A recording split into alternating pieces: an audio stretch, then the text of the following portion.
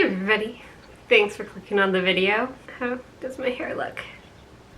You're watching the Christiana 321. I am the Christiana, and if you've seen my priority update videos throughout the year, you know one of the things that I wanted to accomplish this year was to set a budget and stick to it. And we are now starting August, and it took the first step. Today is August 1st.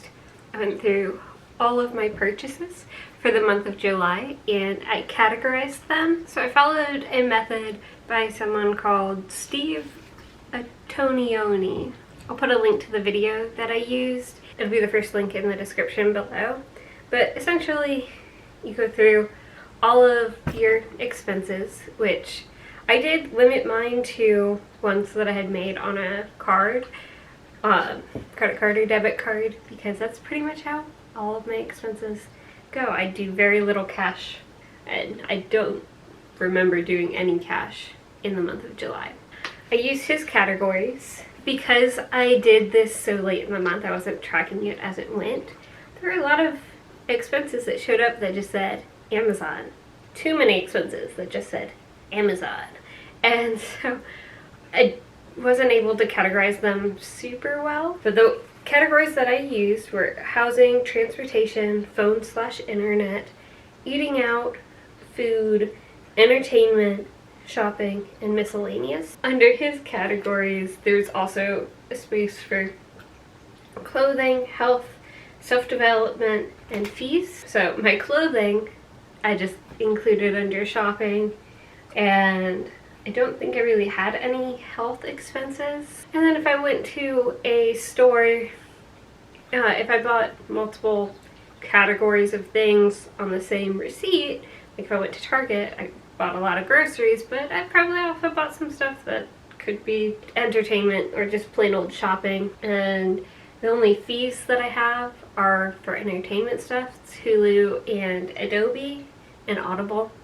So I just combine those there. I don't have any fees for my account. And then self-development, I bought some books that would count as self-development, but I include those in shopping because whatever popped up on my statement was not super specific. But going forward, I'm going to track it at least weekly so that I'll have some idea if the category should be different. The video that I was watching was taking somebody's budget and doubling their savings. And so one of the things that they had them do was categorize each expense as essential, need to have, nice to have, or regret purchasing. The line between essential and need to have is kind of blurry for me. There's a lot of things that, like, I need to have food. Did I need to have that particular food at that particular price? So it's probably like 20% essential, 80% nice to have or need to have. Right now on my spreadsheet, that column doesn't mean a whole lot. Throughout the next couple months, I'll be able to use it a little bit better. And so then there's some that were like insurance. My insurance is bundled for my car and my rental insurance. So do I put that under housing or transportation? So I made some choices. We'll talk about them. For housing, this is probably the one where there's the least amount of room to cut anything. So it's rent, utilities, and insurance. My rent, unless I move, which I'm sure I will someday, but unless I move to a lower cost of living location, that's not gonna change. Insurance, I'm pretty happy with it. I put all of my insurance under the housing category, even though it includes my transportation, my car insurance. And then utilities, I'm fairly conservative with the amount of electricity I use. I could probably do with shorter showers, but that'd be a little bit nickel and diming it. I don't know that I have a whole lot of room to improve in that category, and that makes up about 34% of my overall expenses. My next biggest category is one that I definitely need to break down a little bit better, and I definitely will in this coming month, is shopping. It's 18%, but it's almost all gifts and Amazon purchases, which I went through a little bit, my Amazon purchases, to try and categorize them pretty well, to categorize them more than just shopping, because I do purchase food. I purchase stuff for my cats, kitty litter, that sort of thing off of there, things that I need to buy. But there's also a lot of stuff that I get from Amazon and other shopping things that I don't need to buy. One of the things that I did to cut down on this category moving forward is I put a timer on my Amazon app, so I can only be on it on my phone for 5 minutes a day. Because like I said, there are things that I get from Amazon that I need. I could probably get them from other places, but I'm happy with getting my cat food, cat litter, and some of my other items from Amazon. So I might need to go in there and adjust my subscribe and save or something, but I don't need to just be scrolling through the daily deals. I don't need to be scrolling through their suggested items for me. That is a vulnerable point for me.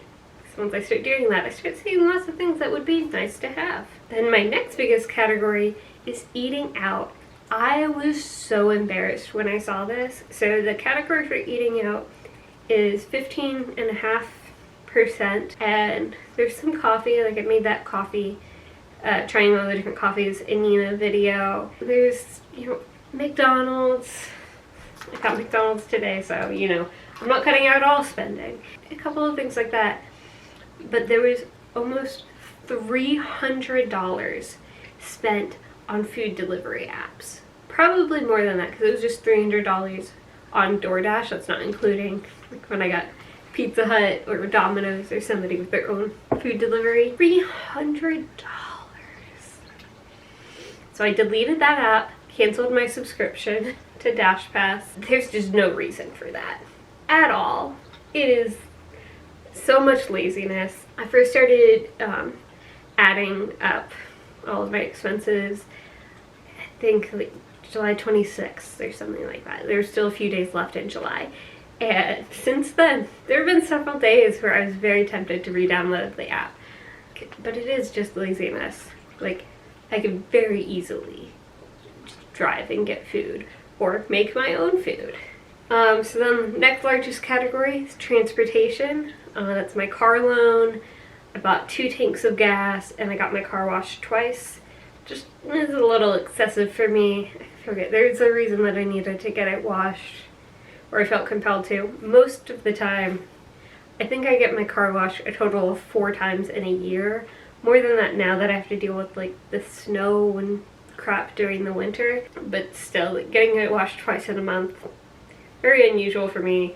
Gas, since I work remotely, 2 tanks a month, probably about average, but it was more expensive recently, so hopefully that goes down just because of the economy. Then the next 2 categories are tied at about 7%. I did lots of rounding. 7% towards food, that's just like groceries, and like I said, probably includes some things like shampoo and conditioner and things that aren't technically food but are sold in the same stores. And then 7% goes towards entertainment, which, like I said, my Adobe that I use to edit these videos, Hulu, which I've got a student account because I'm a graduate student, so it's only like $3 a month, and then Audible.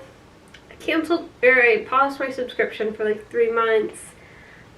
I don't know, I love audiobooks, but I know that there are less expensive ways of getting that, so I don't know.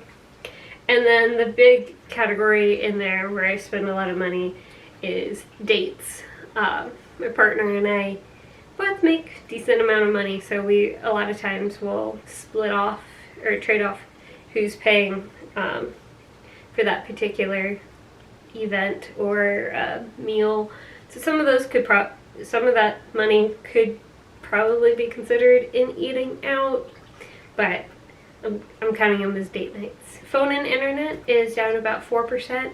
It is a little bit high. I just got a new phone. Having to pay that off through the Verizon and everything And I know there are cheaper versions, but I like the consistency. I know that when I'm on road trips or whatever, I'm gonna have reception 99.99% of the time or whatever it is. So that's one that I don't think is gonna go down anytime soon. And then the last category is about 1.5% for miscellaneous. And the only charges that I put in this category were when I went and got my manicure done earlier this month, and then I had to pay for some shipping and stamps and stuff at the post office, and so I put those under miscellaneous. Those percentages are based off of what I spent, and add those all together, it would equal 100% of what I spent, but only 70% of my take-home pay. 30% of my take-home pay would be going towards savings. Right now it's pretty much just going straight to my master's degree.